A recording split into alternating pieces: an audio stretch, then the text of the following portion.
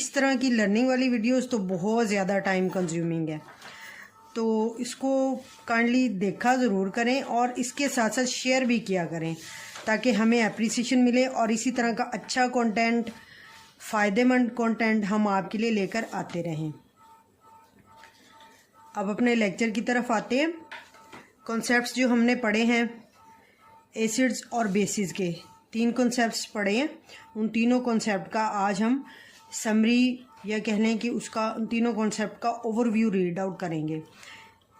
तीनों का कंपैरिजन भी देखेंगे हम इसमें। सबसे पहला कॉन्सेप्ट हमने पढ़ा था आर्हीनियस का। आर्हीनियस ने कॉन्सेप्ट क्या दिया था कि एसिड वो चीज़ है जो हाइड्रोजन आयन या प्रोटॉन देती है, बेस वो चीज़ है जो हाइड्रोक्साइड आयन देती है, और एसिड और बेस के रिएक्शन से जो प्रोडक्ट्स बनती हैं